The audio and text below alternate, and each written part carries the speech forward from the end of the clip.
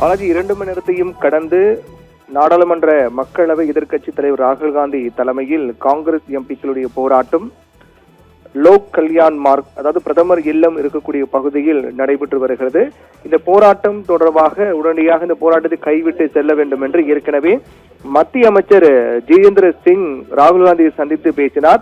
ஆனால் ராகுல் காந்தி மற்றும் அவர் தலைமையில் நடைபெற்று வரக்கூடிய இந்த போராட்ட குழுவினர் பொறுத்தவரையிலும் பிரதமரை பதவியிலிருந்து நீக்கும் வரை நாங்கள் களைய மாட்டோம் என்று அவர்கள் உறுதியாக தெரிவித்து போராடி வருகிறார்கள். அதே போன்று மாணவர்கள், இளைஞர்கள் மீதான தாக்குதல் குறித்து விசாரணை தேவை என்ற கோரிக்கையும் அவர்கள் முன்வைத்திருக்கிறார்கள்.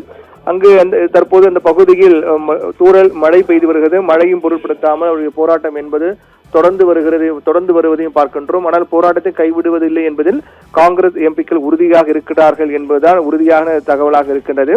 இதனால் அந்த பகுதியில் ஒரு மிகப்பெரிய பரபரப்பு என்பது காணப்படுகிறது.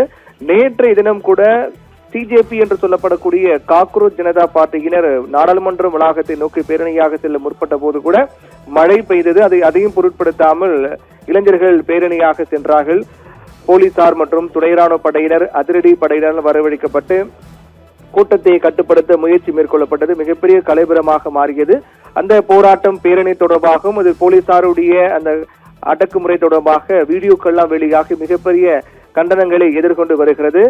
போலீசாருடைய அந்த அடக்குமுறை என்று குற்றம் சாட்டி தொடர்ந்து காங்கிரஸ் எம்பிக்கள் போராடி வருகிறார்கள். போலீசாருடைய அணுகுமுறை என்பது சர்வாதிகாரமாக இருந்தது என்றெல்லாம் கூட தொடர்ந்து காங்கிரஸ் தரப்பில் குற்றம் சாட்டப்பட்டு வருகிறது. அந்த அடிப்படையில் தான் பாதிக்கப்பட்டு காயமடைந்தவர்கள் நேற்று நடைபெற்ற அந்த பேரணியின் போது போலீசார் தடுக்க முயன்ற போது மேற்கொள்ளப்பட்ட தடியடி, கண்ணீர் புகை குண்டு வீச்சுகளால் காயமடைந்தவர்கள் மருத்துவமனை அனுமதிக்கப்பட்டிருக்கிறார்கள். அவர்களை ராகுல் காந்தி நேரில் சந்தித்து நலம் விசாரித்தார். அதனுடைய தீவிரத்தை வெளிப்படுத்தும் வகையில் நேற்றைய தினம் இளைஞர்கள் மீது நடத்தப்பட்ட தாக்குதல் குறித்து, போலீசாரின் தாக்குதல் குறித்தும் துணை ராணுவப்படை நடத்திய தாக்குதல் குறித்தும் விசாரிக்க வேண்டும், இது முறையான விசாரணைக்கு உட்பட்டதாக இருக்க வேண்டும், அந்த தாக்குதல் குறித்து விசாரிக்க வேண்டும் என்ற ஒரு கோரிக்கையும் ராகுல் காந்தி முன்வைத்திருக்கிறார். அதே போன்று நீட் முறைகேடு தொடர்பாக நாடாளுமன்றத்தில் விவாதிக்க வேண்டும் என்ற கோரிக்கையும் காங்கிரஸ் தரப்பில் முன்வைக்கப்பட்டு வருகின்றது. உடனடியாக மத்திய கல்வி அமைச்சர் தர்மேந்திர பிரதான்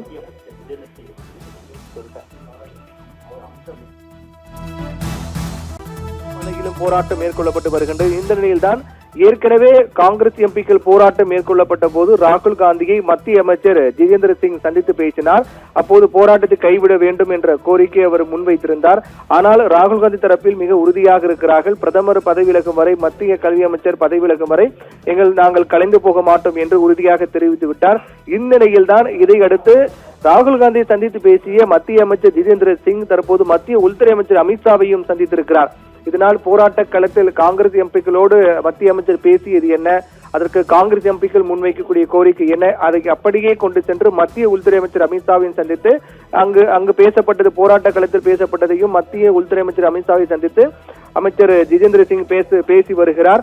இதனால் அடுத்தடுத்த இந்த அமைச்சர்களுடனான சந்திப்பு, போராட்டம், இதே போன்று ஜந்தர் மந்தர் பகுதியில் இளைஞர்களுடைய போராட்டம், அதைத் தொடர்ந்து லோக் கல்யாண் மார்க் பகுதியில் காங்கிரஸ் எம்பிக்கள் போராட்டம், ராகுல் காந்தி அது கலந்து கொண்டிருப்பது, மல்லிகார்ஜுன கார்கே, பிரியங்கா காந்தி உள்ளிட்ட காங்கிரஸ் உடைய முக்கிய எம்பிக்கள், ஒட்டுமொத்த எம்பிக்களும் கலந்து கொண்டு போராட்டம் மேற்கொண்டு வருவது உள்ளிட்ட மத்திய அமைச்சர்கள் சந்திப்பு உள்ளிட்ட அனைத்து நிகழ்வுகளும் அடுத்தடுத்து ஒரு மிகப்பெரிய ஒரு கவனத்தை ஈர்த்திருக்கூடிய நிகழ்வாக தான் மாறி இருக்கின்றது.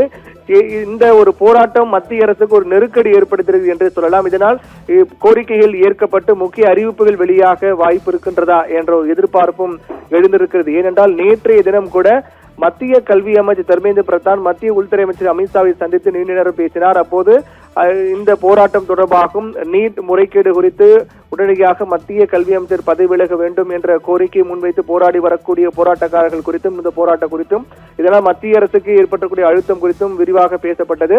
இந்நிலையில் அந்த பேச்சுவார்த்தையின் முடிவில் எது முடிவானது என்ற ஒரு எதிர்பார்ப்பும் ஏற்பட்டிருக்கிறது.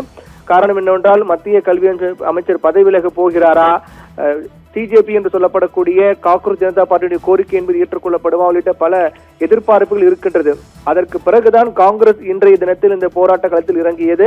அதிலும் குறிப்பாக பிரதமர் இல்லம் இருக்கக்கூடிய பகுதியில், அங்கு பாதுகாப்பு அதிகமாக இருக்கக்கூடிய பகுதியில், லோக் கல்யாண் மார்க் பகுதியில் தான் காங்கிரஸ் எம்பிக்கள் இந்த போராடி வருகிறார்கள். 2 மணி நேரத்தையும் கடந்து போராட்டம் தீவிரமாக நடைபெற்று வருகிறது. ஏற்கனவே போலீசார் ராகுல் காந்தி மற்றும் அவருடைய காங்கிரஸ் எம்பிக்களை சந்தித்து பேசினார்கள். கலைந்து போக வேண்டும், இது பாதுகாப்பு மிகுந்த பகுதி, பிரதமர் அலுவலகம் முன்பாக போராட்டம் மேற்கொள்ள அனுமதி இல்லை, அதனால் கலைந்து போக வேண்டும் என்று போலீசார் தரப்பிலும் பேசப்பட்டது. அதையும் கடந்து அவர்கள் கலைந்து போக மாட்டோம் என்பது உறுதியாக இருந்து போராடி வருகிறார்கள். அதற்கு பிறகுதான் அமைச்சர் ஜிதேந்திர சிங் சென்று ராகுல் காந்தி சந்தித்து பேசினார். அப்போது உங்கள் கோரிக்கை என்ன, நீங்கள் உடனடியாக கலைந்து போக வேண்டும் என்று தெரிவித்தார். ஆனால் ராகுல் காந்தி அதை ஏற்க மறுத்துவிட்டார். இந்நிலையில்தான் மத்திய அமைச்சர் சந்தித்தும் கூட அவர்கள் போராட்டத்தில் பின்வாங்காத நிலையில் தொடர்ந்து 2 மணி நேரத்தையும் கடந்து போராடி வருகிறார்கள்.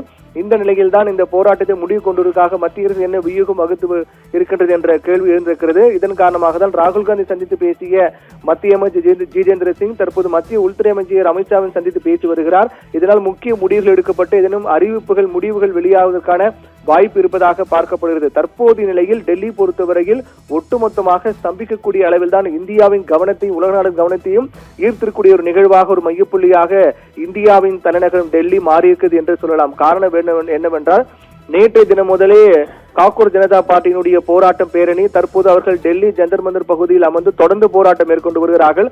அதனால் அந்த பகுதியும் ஒரு பரபரப்பான சூழலாக காணப்படுவது ஒன்று. மற்றொன்று என்னவென்றால் பிரதமர் இல்லம் இருக்கக்கூடிய லோக் கல்யாண் மார்க் பகுதியில் ராகுல் காந்தி தலைமையில் காங்கிரஸ் எம்பிக்கள் தொடர்ந்து போராடி வருகிறார்கள், முழக்கங்களை எழுப்பி வருகிறார்கள். இது ஒரு பரபரப்பான சூழலை ஏற்படுத்தியிருக்கிறது. மற்றொன்று என்னவென்றால் மத்திய அமைச்சர்கள் ஒருவருக்குறான சந்திப்பு, இந்த போராட்டம் தொடர்பாக பேசி வருவது, நாடாளுமன்றம் 2வது நாளாக கூடியும் கூச்சல் குழப்பம் அமளி காரணமாக ஒத்திவைக்கப்பட்டது போன்ற ஒட்டுமொத்த நிகழ்வுகளும் ஒரு அசாதாரண நிலையை நோக்கிதான் இந்த நிகழ்வுகள் சென்று கொண்டிருக்கிறது என்பதுதான் காண்பிக்கின்றது. இதனை அடுத்து விரைவில் ஏதேனும் முக்கியமான அறிவிப்புகள் இந்த போராட்டத்தை முடிவு கொண்டு வர மத்திய அரசு என்ன அறிவிக்கப் போகின்றது என்பதுதான் மிகப்பெரிய எதிர்பார்ப்பு ஏற்படுத்தியிருக்கின்றது. பாலாஜி.